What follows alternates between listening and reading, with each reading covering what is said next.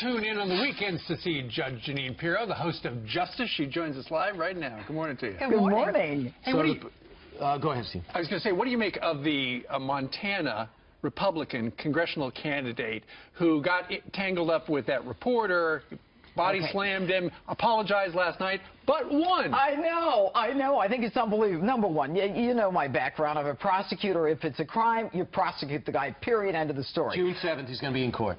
2 weeks, right. He's already being charged. Number two, he's got to take individual responsibility. That's what he did. That's a good thing. He apologized. That's all good. He's gotten off to a good start here. Number three, the fact that the left-wing media is blaming Donald Trump for this had me jumping out of my seat last night as I watched some of the news. It's almost as though anything that happens is Donald Trump's fault. We don't have individual responsibility anymore. And forget about the fact that we're burning down buildings and attacking people and shutting down free speech.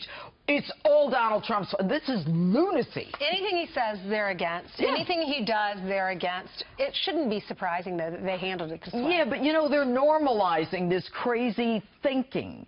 And to blame Donald Trump when the truth is that there are individuals who are committing crimes, and then to take it outside of that realm is crazy.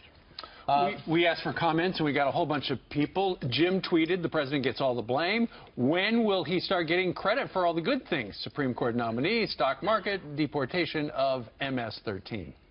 Darlene wrote on Facebook, what that guy did was wrong, but it had nothing to do with President Trump. Stop trying to tie everything that happens to our president and start putting the blame where it belongs. Jeanine, Judge, I should say, do you think, do you in support of the president setting up this alleged war room when he gets back to take on the attacks, not necessarily here, but when it comes to the Russia probe or his travel ban, they're talking about setting up a war room, and even Newt Gingrich suggested last night, bring back Corey Lewandowski and Dave Bossy, because those are two people that truly have your back. Well, you know, I'm not going to question who does have his back, but what I do know is that Corey and Dave Bossy are street fighters. They know the game. They understand it. He needs a war room. I mean, just what we're talking about now is indicative of the fact that people are out to get him.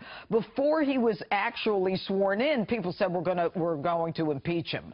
And impeachment is on the minds of everyone on the East Coast and West Coast, Middle America, of course. The flyover states are like, this is stupid, this is crazy, but you know what? It is time. There is no evidence of collusion with Russia by Donald Trump or those people who are working with him. Everyone says it. DNI, FBI, everybody. But we're going to investigate this until the cows come home. Judge, on your show, you did a story, and Brian followed up on it, too, doing a ride-along out on Long Island about those two girls that were killed by MS-13 gang members, brutally killed. It's so brutal we couldn't even really give you all the details because it's a morning show. But we watched your report on that, and now there's a whistleblower saying that President Obama allowed them to cross the border, that under his administration, under his watchful eye, these MS-13 gang members crossed the border. Known gang members. We knew about it and still let them in. Well, you know, about a year ago in one of my opens, I talked about the fact that I had a source who said that the Border Patrol was, you know, questioning whether or not they could let these guys in. They're self-admitted, self-identified MS-13 gang members. They've got all the tats. They identify themselves, and they say, what are you going to do about it? Now we've got 16 individual cases. On Long Island, where you live, Brian, 38% of the homicides in the last 16 months are by MS-13 gang members. They are Murder Incorporated. Their business is to kill, it's to do violence, and their weapon of choice is a machete. Those two girls, one of whom's mother and father I had on my show, they were beaten beyond recognition with baseball bats and machetes. I know it's a morning show, but people need to understand these were not unaccompanied minors. They were 15, 16, 17-year-olds, MS-13s, or certainly capable of being recruited.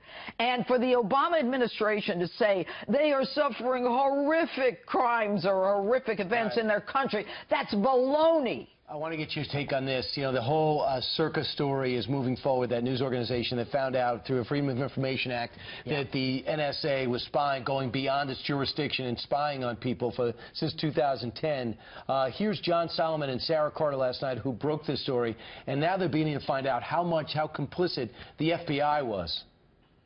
This is the first time that we've actually heard that the FBI, not just the NSA, which John and I broke just several days ago, right. That the FBI itself was also dabbing into the database and moving raw intelligence around that actually affected our Fourth Amendment rights and our privacy rights as Americans. I think one of the things that you ask a lot of times, we hear a lot of talk in Washington about all these leaks. Where do they come from? Well, the more you pass this stuff down, it goes from the NSA to the FBI, then the FBI to private citizens. That's how you're going to get a trail of leaks. And I think that if they want to stop this, they've got to tighten it up.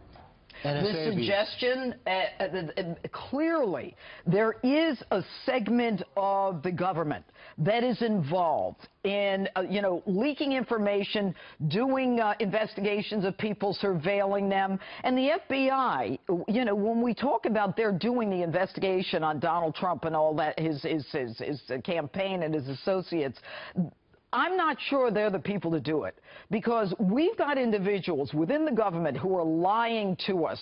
They've lied to us before, and the first thing that Donald Trump needs to do is he needs to get to the bottom of the leaks. There are those people who are part of that middle segment, that middle management, who are committing these crimes. The top looked away if they didn't order it themselves. And this is a crime. This is a problem.